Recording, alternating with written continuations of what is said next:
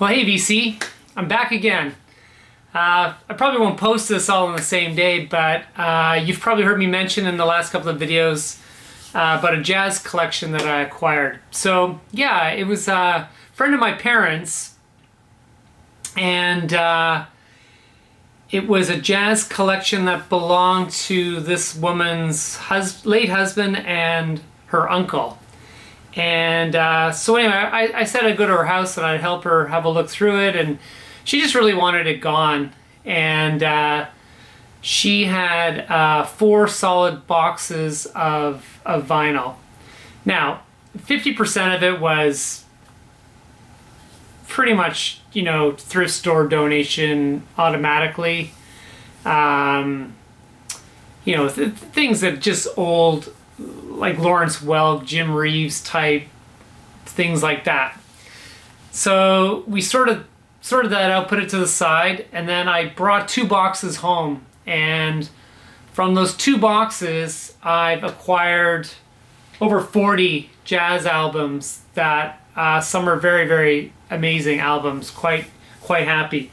I've also got another pile of maybe 10 like sort of soul funk albums. So I'll keep that for another time. I'm gonna blast through this. It's over 40 albums. I might skip a couple even. But a couple of big ones here. How about that? The Cannonball Alderley Quintet in Chicago. That's 1959. This is a Canadian mono version on the Mercury label.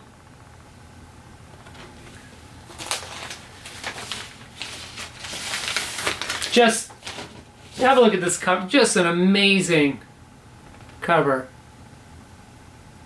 Let's try and get that in there.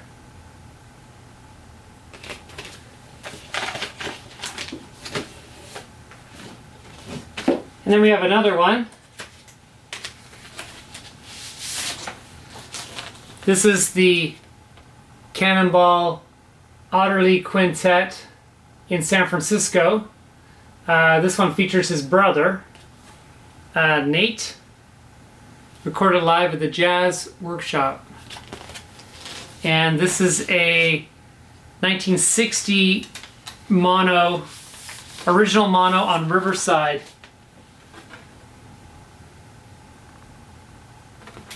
So yeah, those 2 are worth showing right off the bat.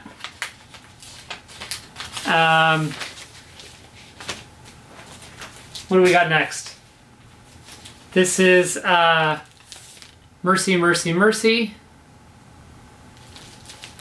This is on the Capitol Rainbow. So not obviously a repress, not as old of as an original, but in absolutely beautiful. A lot of these albums had the original plastic on them, but they were like all ripping and stuff, but just enough to keep everything looking really mint. This is on Pablo Records. This is Count Basie encounters Oscar Peterson. Yeah.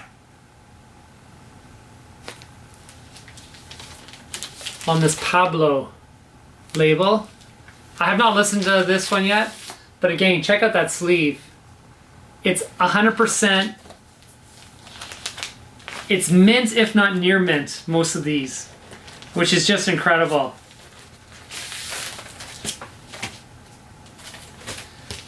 This is Art Blakey and the Jazz Messengers live at Kimball's. Again, just a superb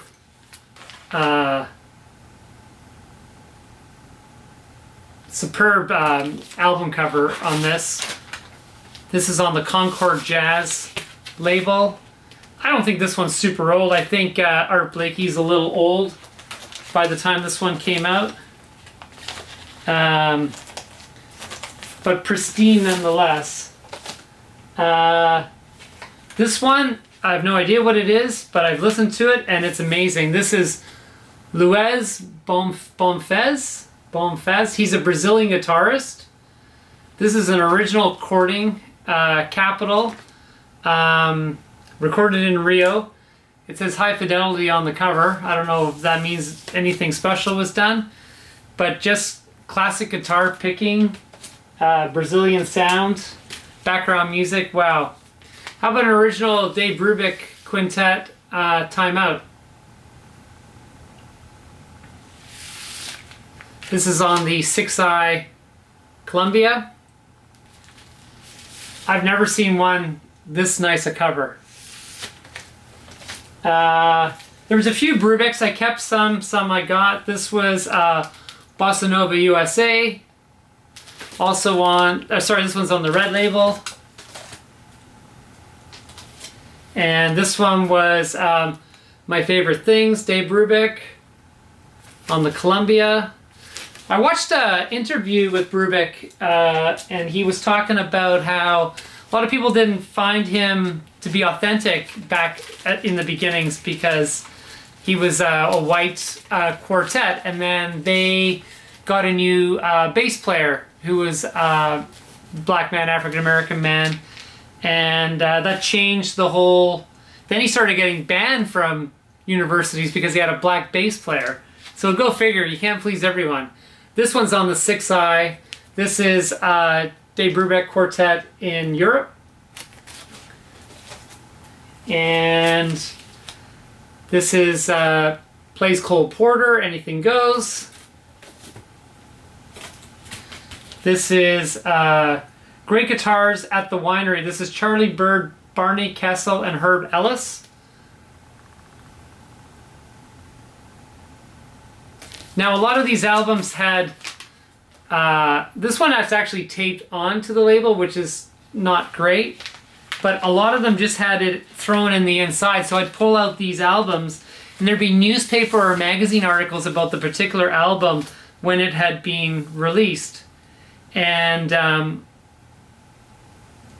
yeah, this one for some reason's taped on to it. Anyway, I haven't listened to this, but I have heard of those players before. How about this? This is Miles Davis in person at the Black Hawk San Francisco Volume 1.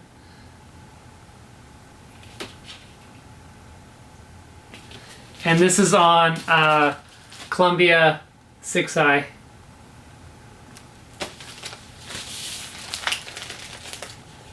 That was a good find.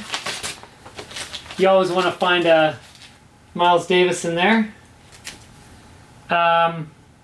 Okay, so all of these are from what I've been talking about, except for this one. This one I picked up at my local record show, and I just put it in this one because it's jazz, but I found a 80s repressing of Miles Davis Kinda Blue. It's from the Columbia Jazz Masters series, so, you know, it actually sounds really good. I was just super pumped to find an earlier pressing of this. So that's cool. And then, oh yeah, Bill Evans, You Must Believe in Spring. Let's pick the pace up a bit here. Here's a great one. This is Bill Evans' Undercurrent, original textured album. This one, considered one of Bill Evans' greatest albums. This is Bill Evans, Bill Evans. It's on the Riverside label. This is Gil Evans on an old Atlantic. This is kind of a cool label.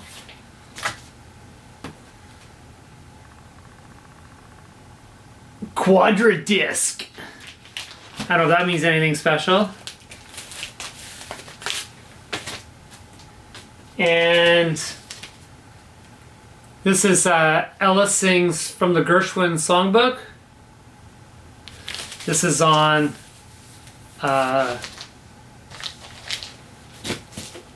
Verve. This is great, but not for me. The Man I Love, Nice work if you can get it. Let's call the whole thing off. What else? I've got beginner's luck. Yeah, I mean, just great dinner party, background music. You can't go wrong with Ella, can you? Stan Getz. I love Stan Getz. This is also on Verve. This has that stereophonic label on there. High fidelity recording. Again, the album cover, the artwork is just in pristine condition. See, now this one had a, there you go, there's an example of a newspaper article, August 20th, 1974. So there you go. I think it was from a concert, a Stan Getz concert in Vancouver. And that was the review in the paper the next day. So yeah, sorry, I finished there. My camera shut down, the battery died. I think I put the new battery in there. So yeah, Stan Getz and Yo Gilberto, so it'd be Latin guitar and saxophone. Dexter Gordon, Sophisticated Giant. Scott Hamilton Quintet. The Milt Jackson Big Four. This is with Oscar Peterson, Niles Pedersen, and Mickey Roker. And I believe he was some kind of almost like an xylophone player. Vibes. He played the vibes. Old Milt Jackson.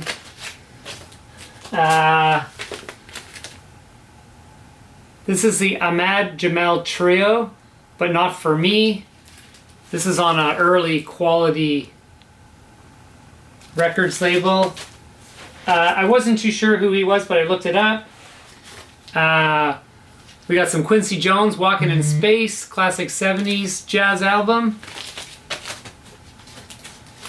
We've got Barney Kessel, Blue Soul. He's a guitarist, jazz guitarist. We've got Barney Kessel, Guitar Era, on this really cool RCA light blue label. We've got Earl Klugh, Finger Paintings. This is the Ramsey Lewis Trio, the In Crowd.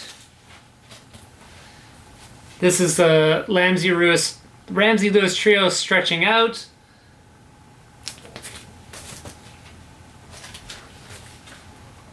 The Best of Ramsey Lewis. This is one you see quite a bit. This is McLaughlin, Al Di Meola, and Paco de Lucia. This is the guitar, Passion, Grace, and Fire. 3 guitar stars. This is Thelonious Monk with John Coltrane. This is cool. This is on a Jazzland label. This one, that cover is well worn.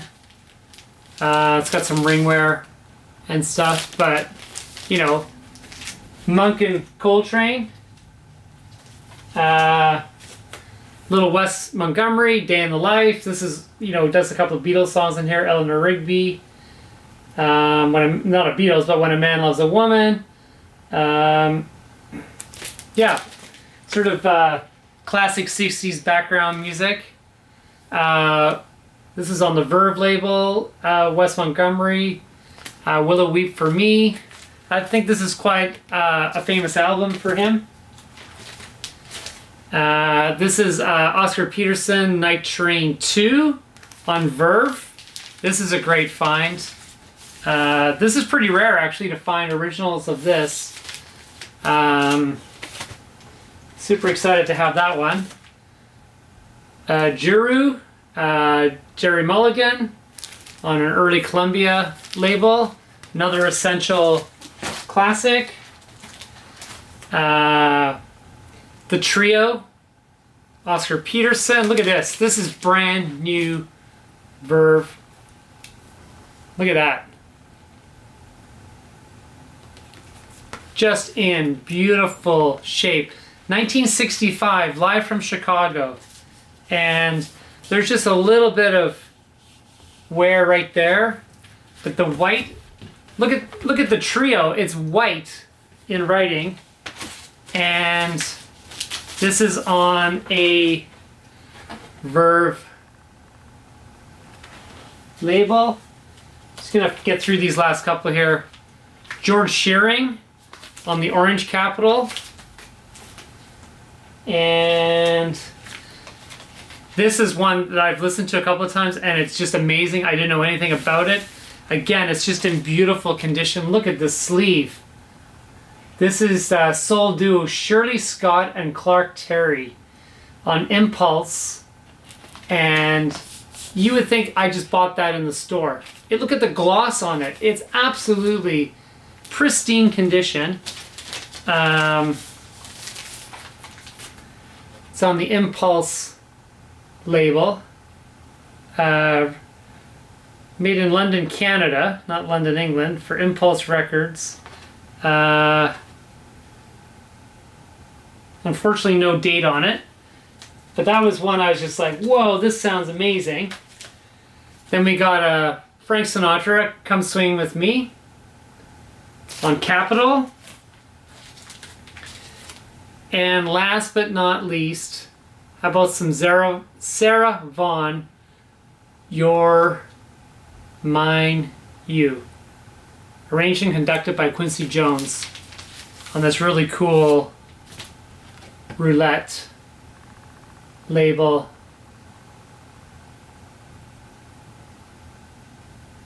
This has You're Mine, You, The Best Is Yet to Come, Witchcraft, If I Could Write a Book, In Other Words. Yeah, I don't really know the other songs, but yeah. Anyway, so that's of what I kept in that collection as far as the jazz wine. It's over 40 albums. Most of them are in brand new condition. The covers were so well taken care of.